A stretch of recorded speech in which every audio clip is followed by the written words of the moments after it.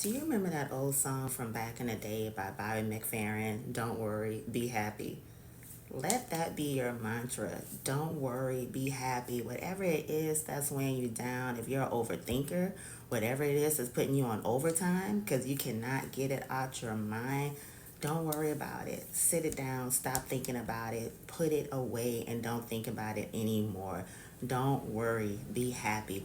Focus on your happiness, focus on your energy. Don't let any problem or situation that you're going through weigh you down another minute.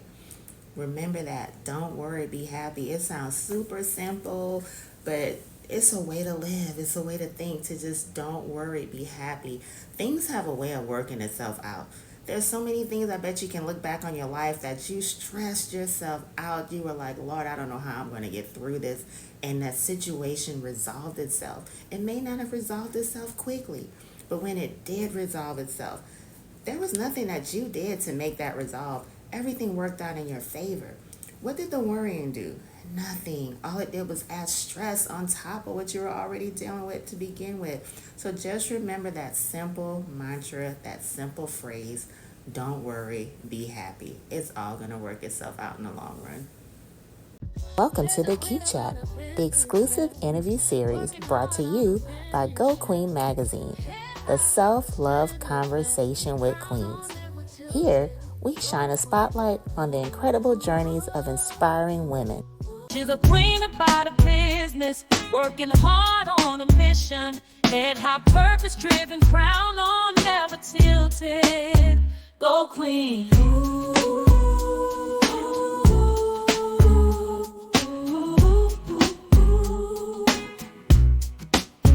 Go queen.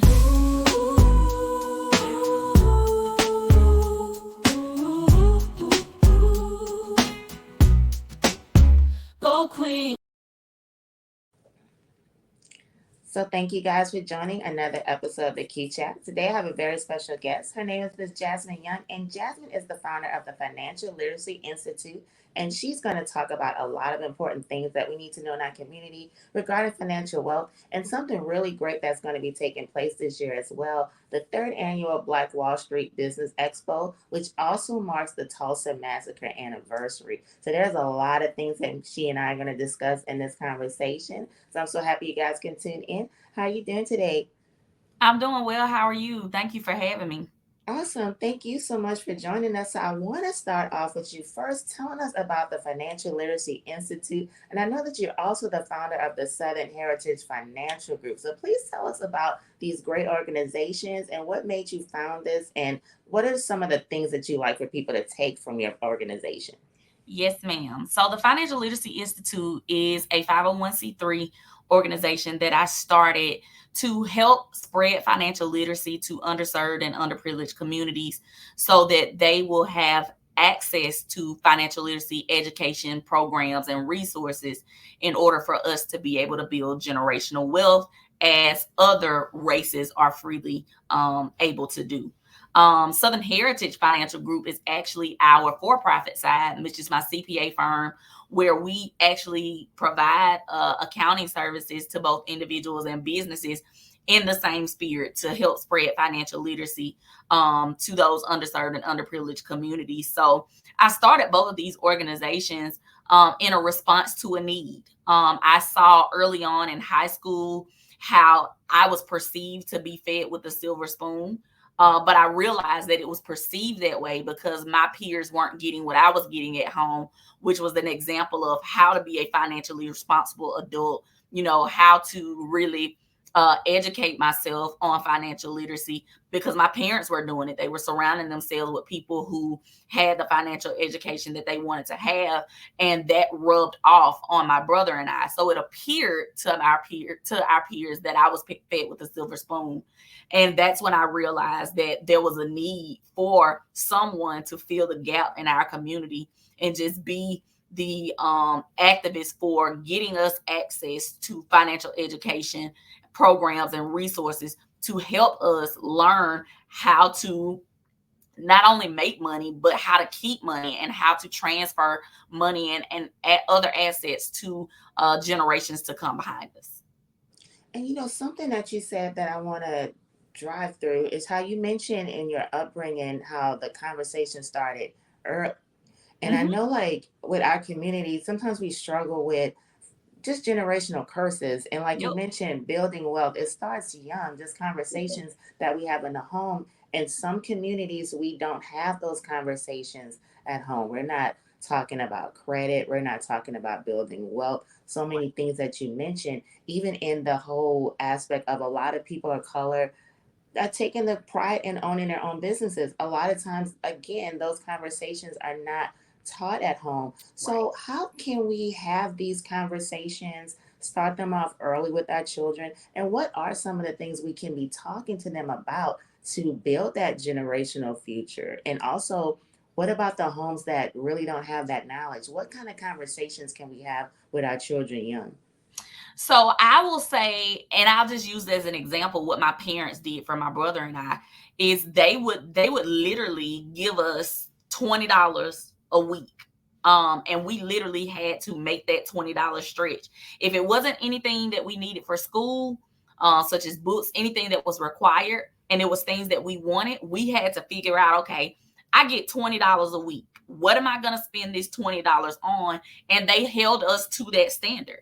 So it's something that simple as, hey, if you want to teach your children about money, no matter what their age is, you can give age appropriate allowances, if you will. Hey, I'm gonna give my child $10 a month or $5 a month or a week, and they are able to decide, okay, if it's something that I want and I know that this is all I get, I got to figure out a way to make this work. So practical application is going to be the best teacher. Of course, you can also have budget conversations with them and explain to them, hey, look, this is what we're going to do in order to help teach you about money. I'm going to give you this certain amount every month. I mean, every week, or whatever the frequency is. And if you want to buy something, you're going to have to use your money and figure out a way to do it. Of course, with the caveat that if it's something that the child needs, such as food, clothes, shelter, or school requirements, then they're not required to take on that responsibility that early on. But for things that they want, for instance, when I was a child, I to this day, my parents have never bought me a cell phone. I bought my first cell phone because they gave us that $20 regimen every week. And I knew if I want a phone, I got to save my money. And that's what I did. I saved my money. The minutes that I had on my phone was because I was putting them on there. And that dates me a little bit. But yes, it was the practical application of putting them in situations that required them to really think about what they're doing. And also, too, even with the household, I know one of the things that we struggle with in the Black community is we tell kids to stay in a kid's place. They don't know that we're struggling to pay bills. They don't know that we can't afford Christmas gifts. If you have these conversations with your children, have a monthly budget meeting with your household. Okay, hey, look, these are what our household expenses are, and this is how much money is coming in. As a result, and these are what our goals are. As a result, we won't be able to do X, Y, and Z. If you include your children in these conversations, it makes it easier for you not to have to say no to them, because they already know, hey, mom already told us, or mom and dad already told us, we can't do X, Y, and Z this month because of this. If you have the conversations with them, you'll be surprised at what children are able to take in, what they're able to process, and how they're able to abide by the standard that you set for them. So it's really, really as simple as, starting them off with a weekly allowance or monthly allowance and including them in those conversations and those family goals. There's nothing wrong with having a family goal setting meeting to talk about what you want the finances to look like for your home. And I think that's where we haven't been doing, and that's where we need to start. Mm.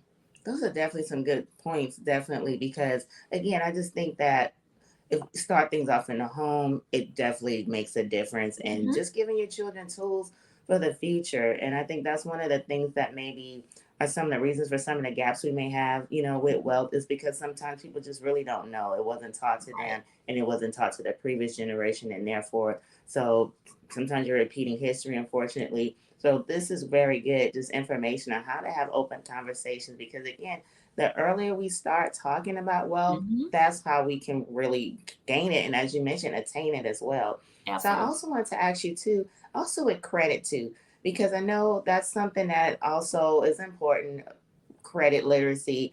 And sometimes, again, I think that's something that also sometimes doesn't discuss either. Sometimes in the home, how can we also teach our younger generations about the importance of gaining credit, having good credit? Because a lot of kids, they're graduating right now. A lot of kids are graduating college too, and they want to live on their own, get a car, home, things like that. Right. And sometimes, again, they may not have been told or taught or given an education also on how to build credit and also attain good credit too. So, what are some things we can also do to just learn to build our credit? And there's also older people too, sometimes that are struggling with their credit because of things they didn't know in the past and they made a few Mhm. mistakes that have caused some things on their credit. So, what are some also things we can do to educate ourselves and our children with that?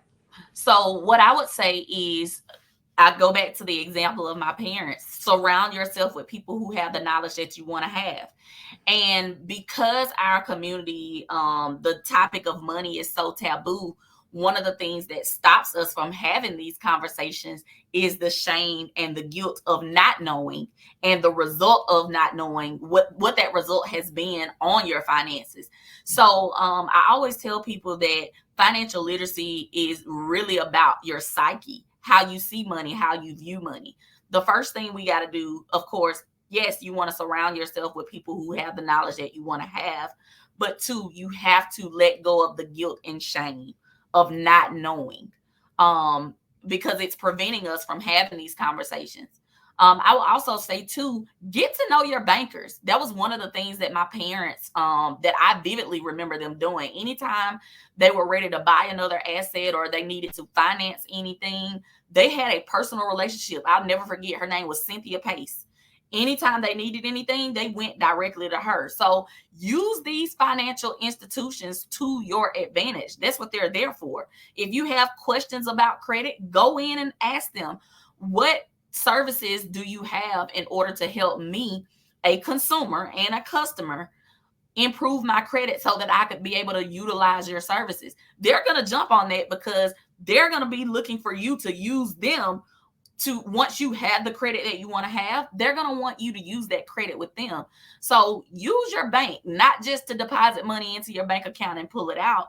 They have services available to you. You got to use the people that are around you in order to get the information. So start with your bankers, having a conversation with them. If it's hard for you to have a conversation with somebody that you know because you're ashamed of where you are financially, those bankers, that's their job. So it's their job for them to talk to you about the things you have questions about. Go in, sit down and talk to them. Don't just go up to the teller where you go and deposit money in your account. Those people that sit on the side with those offices, those are what those offices are for. You got to use your financial institutions and find out what services they have to help educate you on credit and budgeting, because there are resources out there. You just gotta go and access them. Mm, awesome. That is some good information. I also Mhm. want to ask you, of course, I want to talk about the Black Wall Street Business Expo that's coming up. So tell us about this event this year and what you guys will be doing with that. And I know it's also marking something very, I don't want to say special, but something that is very important, obviously, in our community's history, which is the Tulsa Massacre anniversary. So can you tell us about this upcoming event and your involvement in it? Yes. So the Black Wall Street Black Business Expo is actually one of our signature impact events. What we do is we have programming through our nonprofit organization, the Financial Literacy Institute. And after we finish our programs, we have an impact event, which is basically a way for us to showcase to the community what we've done with our programming and the funds and resources that have been contributed to the organization, how we utilize them in order to fulfill our mission, which is spreading financial literacy in the globe, around the globe. So our Black Wall Street Black Business Expo is our impact event that follows our GAP program. And our GAP program is an 8-week intensive where we teach Black owned business owners how to build a sustainable business. Once that 8-week program is over, we have an expo to allow our businesses to exemplify the things that they've learned in the program, and two, to have a graduation ceremony to applaud them for their completion of the program. But we also use this event to talk about the importance of financial literacy and how we can actually use the Black dollar, recirculating the Black dollar in our community to actually affect social change. I'm not sure if you remember when George Floyd was murdered, there was a lot of corporations that either said they back the blue or they support Black Lives Matter. And for those that back the blue, our community said, you know what, we're not going to support you anymore. And there were a few corporations that changed their stance based on us saying, we're going to take our money back from you and we're not going to spend it with you. And it was at that moment that I realized that our answer to the social injustice that we have been experiencing for hundreds of years is financial literacy, and also our political power, being involved in state and local legislation and actually using our money as leverage to make politicians and legislators make laws that support us gaining financial literacy. So this event is all about, of course, financial literacy, supporting our Black owned businesses, showcasing what they've learned in the program, but also commemorating such a prime time in our history where we've had generational wealth. If the Black Wall Street that actually existed in Tulsa, Oklahoma, was one of the most prominent communities known where Black people actually thrived. Ever since the Tulsa Race Massacre destroyed Black Wall Street, the wealth gap between the Black community and our counterparts has only gotten wider. So we use the Black Wall Street community and that part of history to, one, commemorate the existence of such a prominent community, also to give reverence to our ancestors that paved the way for us to be business owners in the first place, but also to memorialize all that was lost as a result of racial tension and social injustice.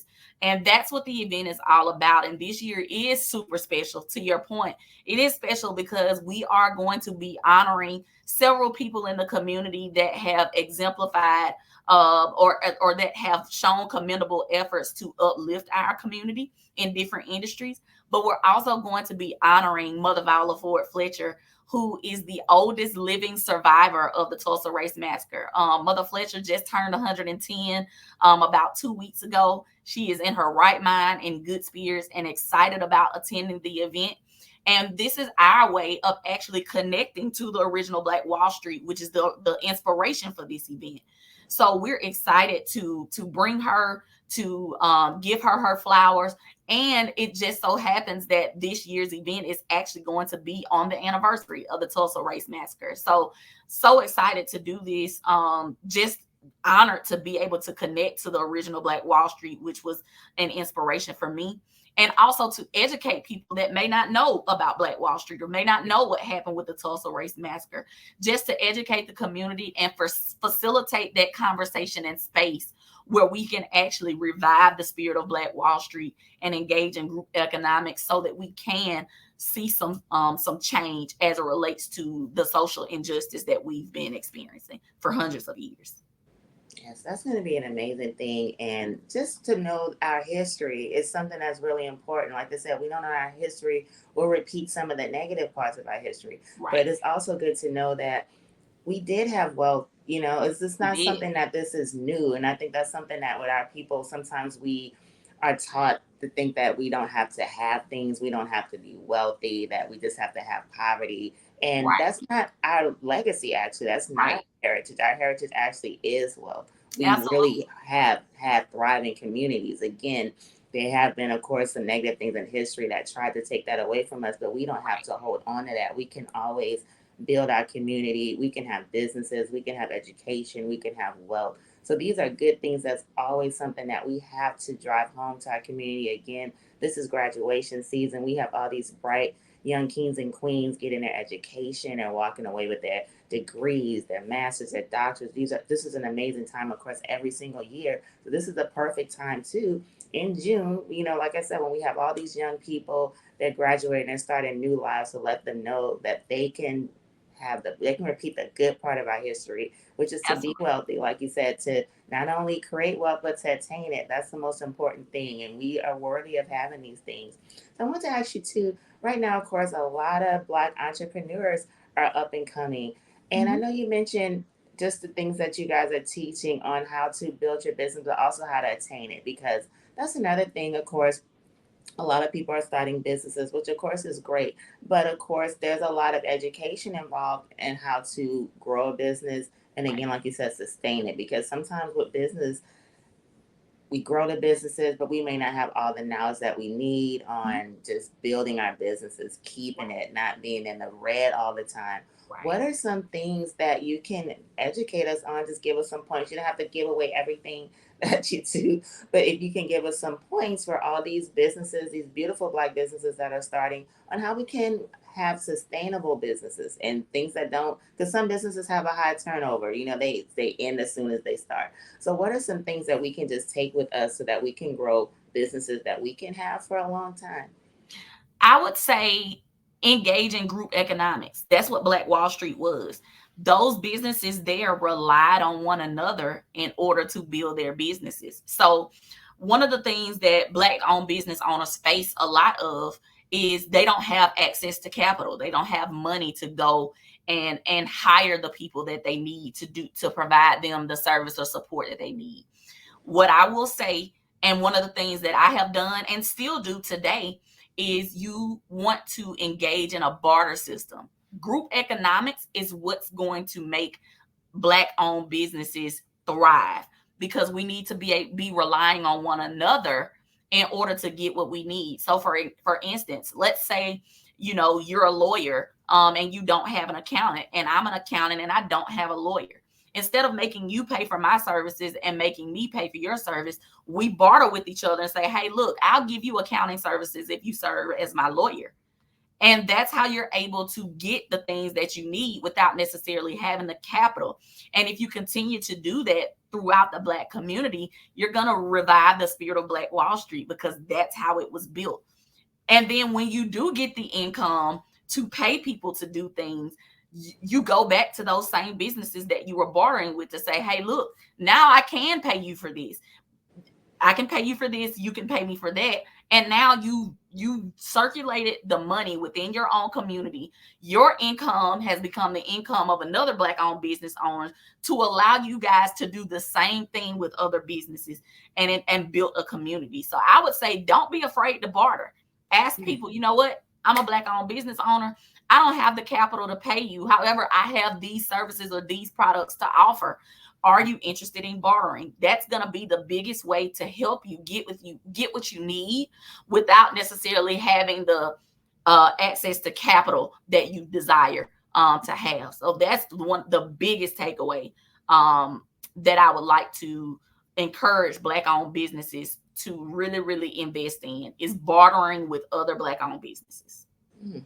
Okay, that's a good one because, as you mentioned, a lot of times that's one of the gaps that we have. We may not have access to the same resources that our counterparts have. So, like when we start the business, like you said, it's about, some of us can't get a business loan or just have the funds to build your business because it Right, takes money to make money. So that's the thing that may cause people some issues when they're starting their businesses. So that's some definitely good information. One thing right. I did want to ask you, of course, they this is Mental Health Awareness Month, so I did want to ask you. I know just through the research that at the expo there are going to be some on-site mental health services. So I wanted to hear some more about that.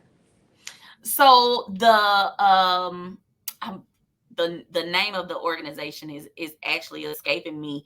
But we are going to have a health panel where we are going to talk about mental health, and how we are experiencing, I guess you can say, disparities in healthcare, and what we can actually do to help fight those things off. I know a lot of awareness came to the disparities in how Black people are treated when it comes to healthcare during the period during the pandemic. So we see that health is also wealth. So it's important for us to address not just your physical health but your mental health as well, because mental health does have a big impact on your finances. And specifically, you know, it really affects how you view money. And what a lot of people don't realize is one of the things that's blocking us from attaining generational wealth and financial literacy is our trauma as it relates to money. So we have to address mental health. So we're excited this year to actually add a health panel to talk about mental health, physical health, and how we can combat health disparities that we're experiencing in the Black community. Mm. That's a very good point. Trauma, anxiety, mental Mm-hmm. health, and financial abuse. You know, some people have Right. got financial abuse. And if you Absolutely. have experienced any type of trauma, it's just so many layers to that. You don't think that you're worthy of attaining wealth. Are Right. you just really think you're not capable of it? Or you just don't? Sometimes you're spinning your wheels. You don't know where to even start. Right. And that, of course, tortures you.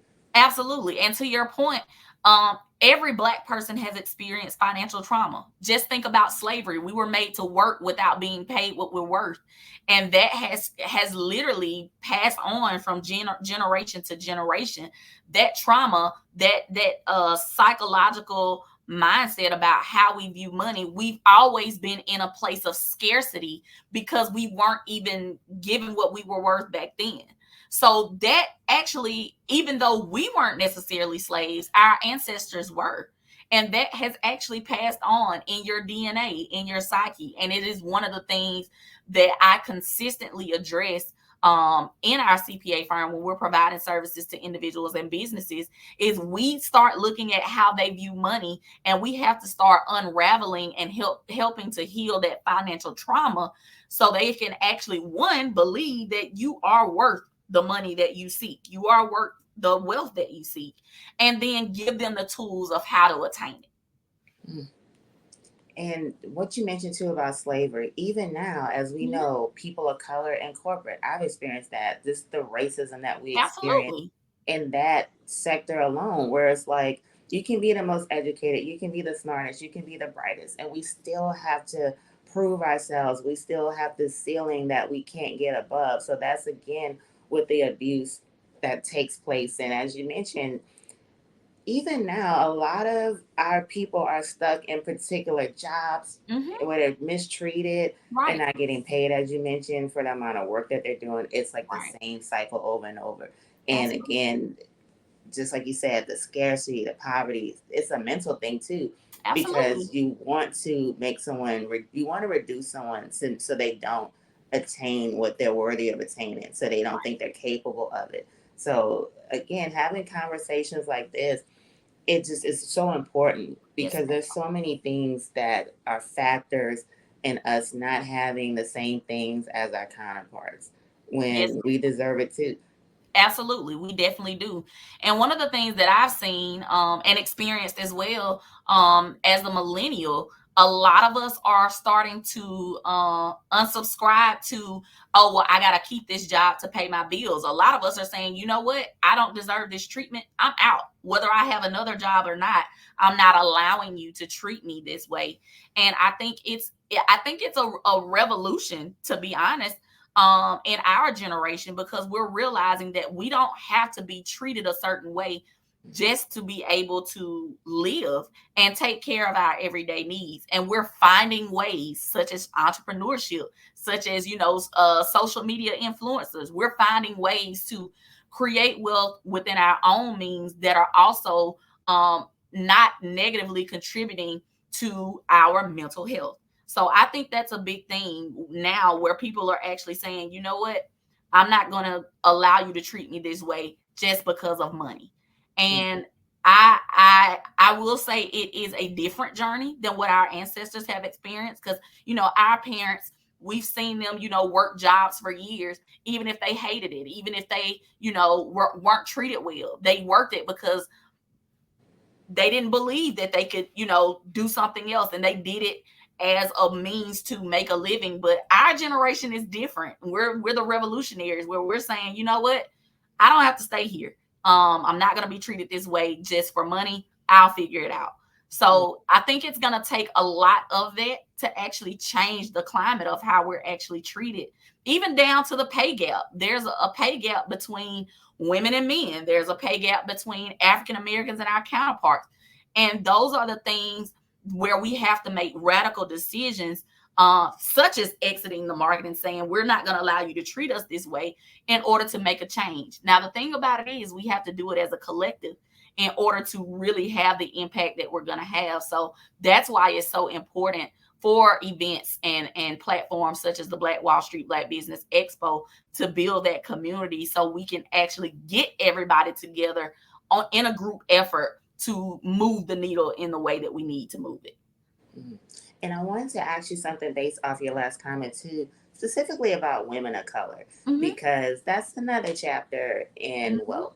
Because there's our layer of our people, as a race, not getting things that we deserve, but also there's the second chapter of that, which is women, Mm-hmm. because we are generally underpaid, black, white, whatever. We tend to not be paid correctly, or there's so many different factors with that.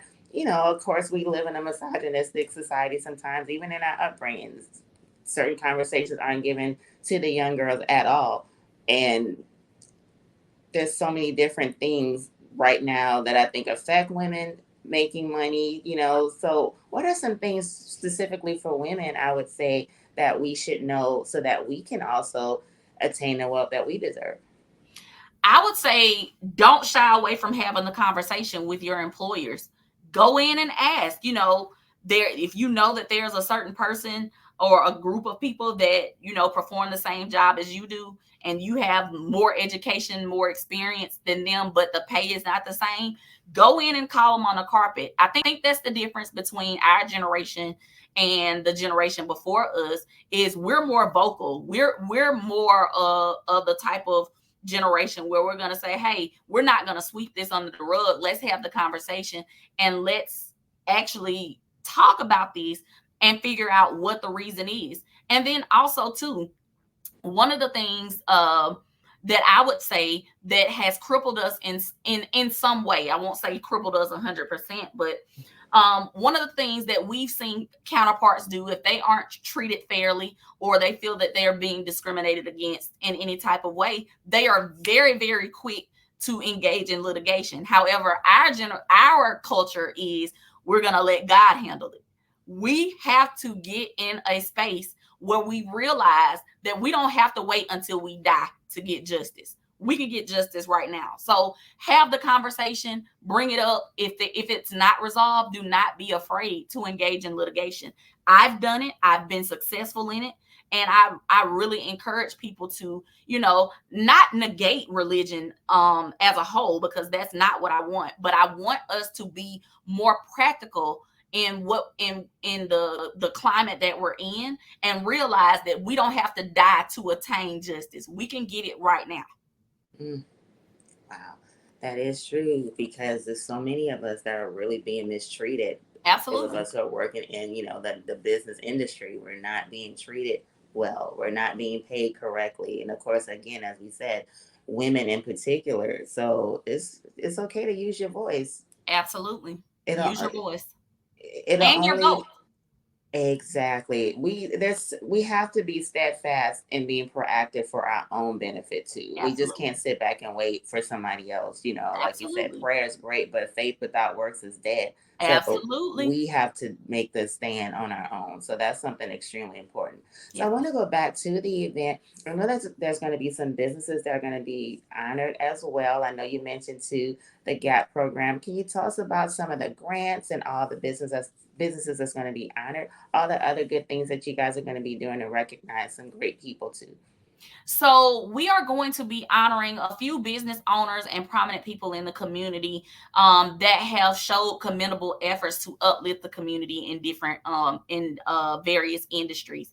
And what we've done is we are very well versed in the history of Black Wall Street.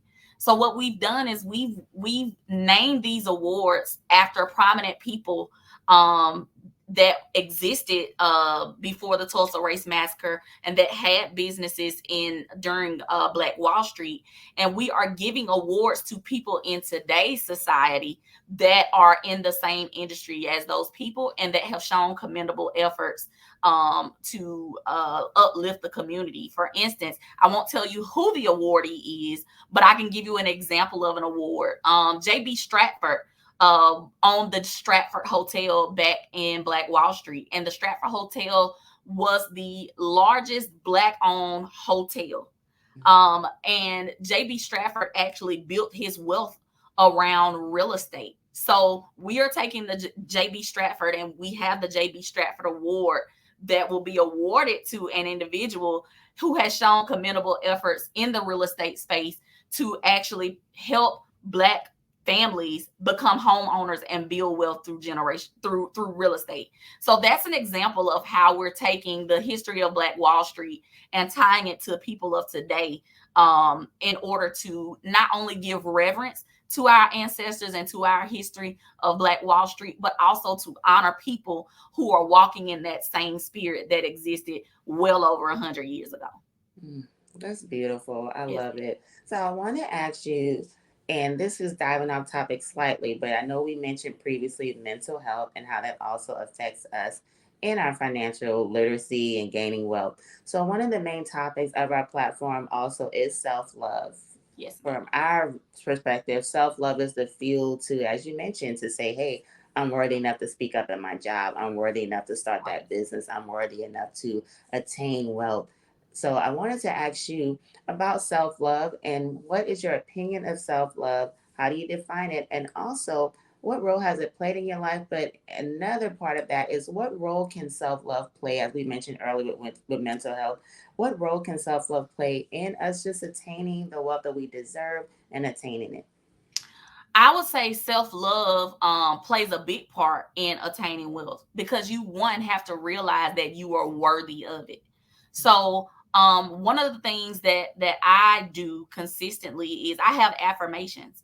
Some of my affirmations are money specific, are generational wealth specific, are business specific, and I speak those things over me every day, because I'll be honest, every day in business is not easy. Every day in business you won't make money, but you have to believe that those things are coming and that you're worthy of those things, because the law of attraction is real, and life and death is in the power of the tongue. So you have to love yourself enough to know that, hey, my current situation is not a permanent situation, and that I am worthy of receiving generational wealth, and that I'm worthy of loving myself, and that if I want to receive love, I first have to give it. And the first place you need to give love to is to yourself.